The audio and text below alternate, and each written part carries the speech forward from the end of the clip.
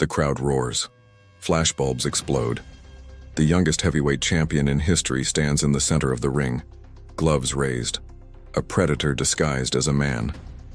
It's 1988, and Mike Tyson is untouchable, the baddest man on the planet, a whirlwind of power, speed, and rage. His rise feels mythical, almost supernatural. From the darkness of Brooklyn streets to the blinding lights of Las Vegas, Tyson has crushed every opponent who dared to stand across from him. But just as his legend reached its peak, it all came crashing down. In 1992, the boxing world stood still. Tyson, once a symbol of unstoppable dominance, was sentenced to prison, a fall so dramatic it rewrote the course of heavyweight history. But what if it never happened? What if Tyson had never gone to prison? What if the prime years of his career, those critical, violent, golden years, had never been stolen? Imagine a world where Mike Tyson never lost his throne, where the iron remained unbroken. A Tyson who never faced the walls of confinement, who never let chaos swallow his career. Could he have become the greatest fighter of all time? Not just in myth, but in fact? Would we be talking about a man who retired undefeated, his legend untouched by scandal or defeat? Before the downfall, Tyson's life was a perfect storm of power and pain. Discovered by legendary trainer Cus D'Amato, Mike's rage was molded into raw, precise destruction. Under Cus's care, the lost boy from Brownsville became a disciplined weapon, trained to slip punches like water and unleash chaos with one explosive hook. By 1986, at just 20 years old, Tyson became the youngest heavyweight champion in history. His reign wasn't just dominant, it was terrifying. Opponents didn't fight Tyson, they survived him. He didn't just win, he annihilated. The fear in the locker rooms before his fights was real. By 1989, Tyson was 37-0, a monster in motion, the ultimate modern gladiator. But without Cus D'Amato, who passed before Tyson reached his prime, the structure collapsed. Chaos crept in. Money, fame, manipulation, it all tangled around him. Then came 1992. The trial, the sentence, the silence. Tyson would spend 3 years behind bars, watching the sport move on without him. When he returned in 1995, the world had changed. His aura was dimmer. His eyes, once electric with fury, were now shadowed. That's reality. But what if we rewrite it? Let's step back and bend time. Let's imagine a Tyson who never fell. A Tyson who never stopped. 1992, the undefeated king. In this timeline, Tyson's career never derails. Instead of prison bars, he's in training camps, his focus sharpened by experience, his anger controlled but alive. He continues his warpath, and 1992 becomes his defining year. Evander Holyfield rises through the ranks, hungry for the throne. The world demands the showdown. Holyfield versus Tyson, the clash of styles, the ultimate test. And when the bell rings, Tyson is not the same reckless fighter from the late 80s. Under a new, disciplined mindset guided by his original trainer's philosophy, he's patient, surgical even. The fight lasts 8 rounds. In the 9th, Tyson lands a right uppercut that sends Holyfield staggering. The referee waves it off. Iron Mike retains his titles, undisputed, unquestioned, undefeated. The victory cements his place as the face of boxing's new golden age. But Tyson is still young, only 25. The decade belongs to him. 1993-1996, the era of the king.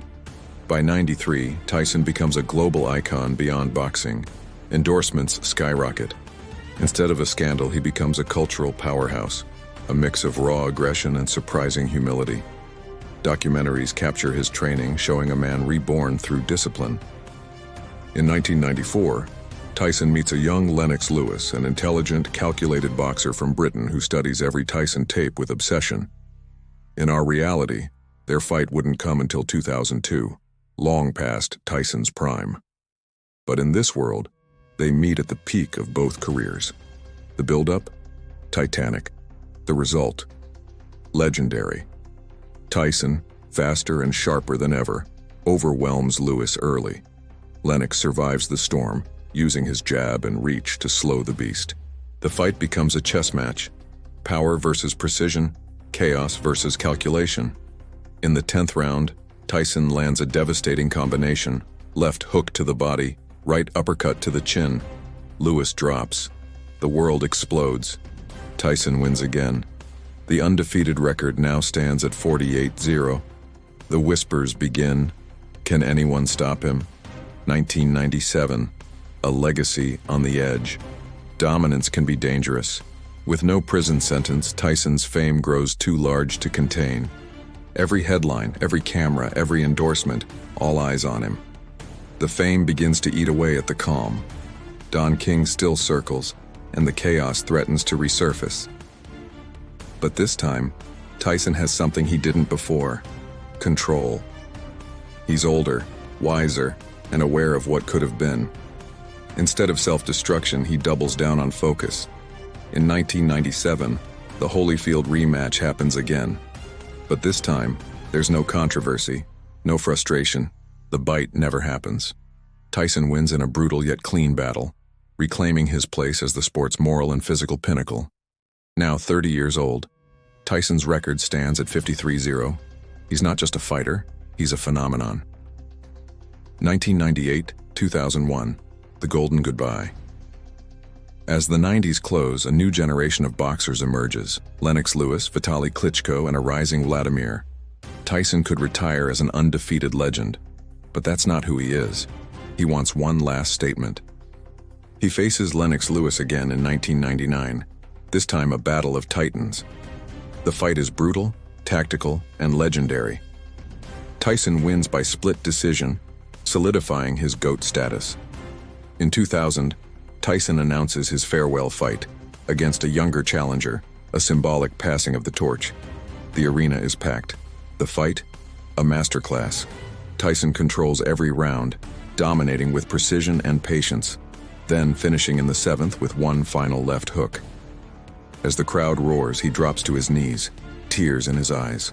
The boy from Brooklyn who once had nothing now stands as the undisputed, undefeated heavyweight champion of the world, retiring 58-0, the greatest of all time. Without prison, without scandal, Tyson doesn't just become a name, he becomes the standard. He breaks Rocky Marciano's record. He's mentioned in the same breath as Ali, not as the what-if story, but as the man who lived up to every ounce of his potential. The 2000s unfold differently. Boxing doesn't fall behind MMA in popularity. Tyson's continued success keeps the heavyweight division alive. Young fans grow up idolizing him, and the sport remains the heartbeat of combat entertainment. And outside the ring, Tyson evolves into something even more rare: a hero who faced his demons and conquered them. When he finally walks away from boxing, Tyson's legacy is unshakable. No memes, no scandals, no what could have been. Just a perfect story of redemption through control, of violence turned into art. He becomes a mentor to young fighters, preaching discipline, mental health, and self-awareness. Lessons born from a life that could have gone wrong, but didn't. Sports historians look back and call him the perfect heavyweight. Kids wear his shirts like Jordan jerseys. And when fans talk about boxing's Mount Rushmore, Tyson isn't debated, he's carved in stone. In another reality, that story might have been true. But in ours, his fall became a warning, and his rise a lesson in resilience. Because even though Mike Tyson lost years, freedom, and focus, he never lost his legend. And sometimes, the most powerful what-if stories aren't about what could be been, but what still managed to survive.